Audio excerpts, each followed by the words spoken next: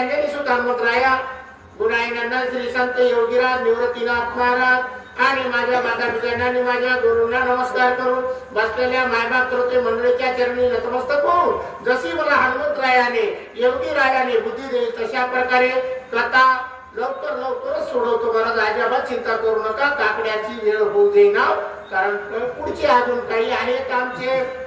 असो काही हरकत नाही. मग बाजारला गेल्याच्या नंतर माणूस बघा, गडी माणूस बाजारला गेल्याच्या नंतर उत्तम महाराज पोट बाजार करून घरला येतात की नाही.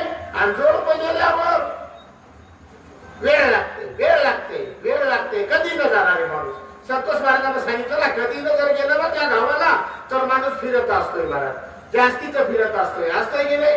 हा, नवीन इनबाई जावं इनबाईच्या घरी माईच्या 10 घरी चहा पिल्याशिवाय घरला येईना. असं नाही एवढी जण का नागितली मोठा उशी बंधू असे बिमार. बरोबर. माझ्या एवढी राजाला बाजारला गेल्याच्या नंतर कापड घ्यायचं होता. कापड घेत असताना थोडस उशीर केला आणि उशीर करत असताना मला वाटतंय महाराज या ठिकाणी खरोखरच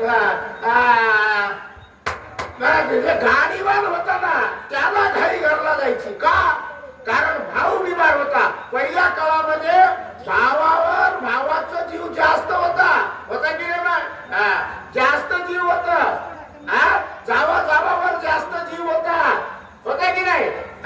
की आताच्या सारखं नुसतं जावयावर जीव आहे असं काही नाही महाराज. पहिल्या काळामध्ये भावाचं जमत होतं, भावाचं पटत होतं की नाही. मग नाहीतर आताच्या सारखं नाही, भावाला देवाला काढायचं आणि आपण पेरून घ्यायचं असं काही होतं काय नव्हतं महाराज. असं काही नव्हतं. म्हणून सांगू आले बाबा भाऊ बिमार आहे, मला लवकर जायचंय. बडे नाचन जीवाशी लागले गरबाड करण्याशी अंतर्ज्ञानी योगाशी बडे सर्व काही. आता योगीराज महाराज म्हणल्याच्या नंतर त्यांना सगळं कळत होतं, भूत भविष्य आणि वर्तमान तिन्ही काळातलं कळत होतं महाराज. पहिल्याच्या माणसाला सगळं कळतंय, पाणी कवा पडतंय कवा येणार आहे आवाज झाले की सांगत असणार. संध्याकाळच्या वेळेला नुसतं दिवसाकडे बघितलं की जनावर मध्ये बाधा म्हणतात की नाही. त्याला कळत होतं. योगीराजाला कळालं भाऊ बिमार होता. योगीराजाला सगळं समजून आलं, कळून आलं. म्हणून दिला बोला माणिकरावाशी बारा गोने गावाशी बरोबर ऐकून योगी बोलाशी झाला बसला थंडगार. माणिकराव पाटील बोलतो गडबड करू लागले. कुणीकडे जायचं, घराकडे जायचं. घराची ओढ नाही लागती की नाही. कोणाला लागती घराची ओढ. बरं काय घरला कवा जावं की वाटतंय. संध्याकाळ झाल्यावर माणिकरावला वाटू लागले एक तर भाऊ घरी बिमार आहे, गोळ्या औषध कसे देतात की काय झालं की मान लवकर निघावं. एवढ्यात योगीराजानं सांगितलं, ए माणिकराव अजिबात गडबड करू नका. का तिकडी बार झाले, कारण चहा थंडवावे म्हणून पटपट द्या म्हणलं. आला मनुष्य गावाकडून देयाची बातमी ऐकून निघाले पाटील गावाकडे.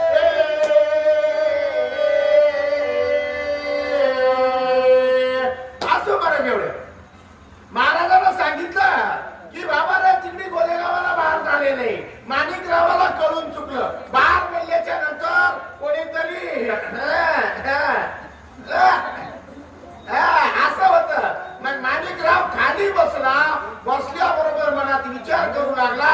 तुम्हाला दुःख झालं आणि दुःख झाल्याच्या नंतर एवढ्यामध्ये पहिले आताच्या सारखं फोन नव्हतं. होते का तेव्हाच सांगत होते ना. मग फोन नसल्यामुळं तिकडून माणूस आला नांदेडला आणि आल्याच्या नंतर माणिकरावाला सांगितलं पाटील भाऊ ये लोक सोडून परलोकात निघून गेला. सोडून या गाड्या पट्टी गाठून या जाते झाले मोतीसाठी गावाकडे बघा. आता पाटला भावाचा जीव भावावर जास्त असतोय का बरोबर? आणि एक जास्त असल्यामुळं त्या ठिकाणी माणिकराव पाटील काय केले की बाबा हे गाड्या पुरवत तुम्ही आता नोकर होते सोबत माली पाटलाचे आणि नोकर असल्यामुळं तुम्ही गाड्या घेऊन या. आणि माणिकराव पाटील एसटीने का निघाल्यावर हा पहिल्या काळामध्ये फुल तिकीट होत म्हणून गाडीवर मोटरसायकलवर जीपनं कमी तिकटात जात होते की नाही? आता 40-65 करून फुकट फिराले शरीराचे नाशिवंत आत्मा विनाशी शाश्वत तरी करावा शोक किंमत पाहे पडवे विचारून. शरीर हे नाशिवंत आहे, आत्मा हे शाश्वत आहे महाराज. शरीर नाशिवंत आहे सगळ्याला कळतंय, मग एवढं धुरे करू करू का भांडण करतोय? दुधा पाणी सोडते असती पावती नाचते कल्पांती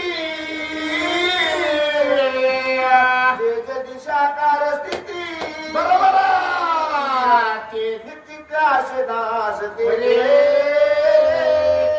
जे आपल्या डोळ्यानं आपल्या नजरेनं जे डोळा आंधळा होईपर्यंत डोळ्यानं दिसणार तवर जे दिसतंय ना ते सगळं नाश पावणार आहे. नाश पावणार आहे ना, नाशिवंत आहे सगळं. आपल्याला जे दिसतंय ते सगळं नाशिवंत आहे, आकाराला आलेलं आहे. मला निर्गुण आहे का? नाही, सगुण रूपामध्ये आणलेलं आहे त्यांना. बरं, मग आपल्याला काय करायचं बघा, जे दिसतंय ना ते सगळं नाश पावणार आहे. भीती वाटे एवढ्याची नाशी हरी ते सांगायची भैशवत राशी नाही दिला साप कधी कुणाशी व्यर्थानी विनाकारण.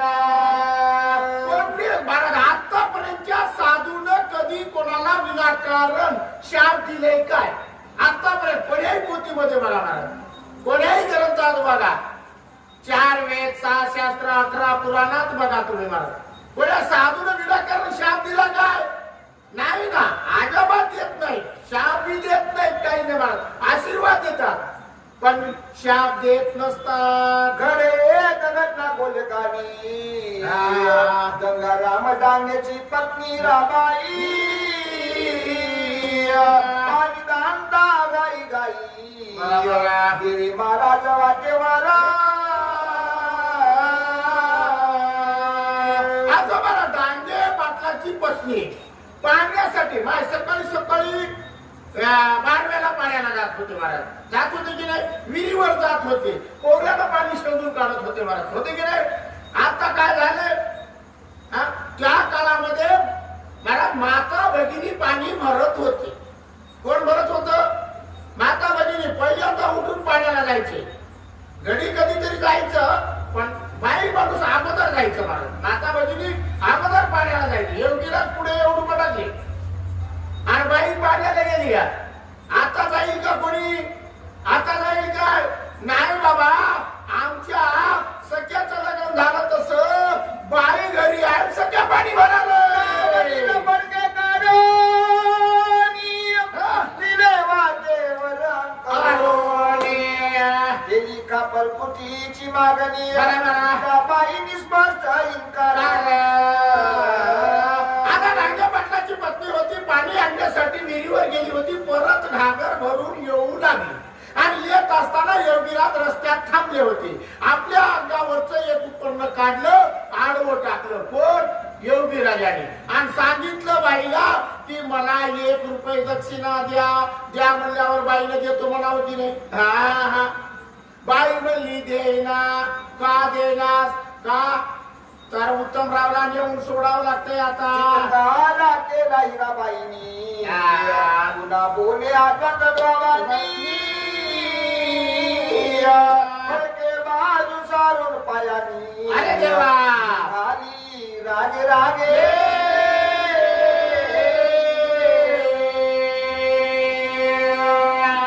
आता मला बाई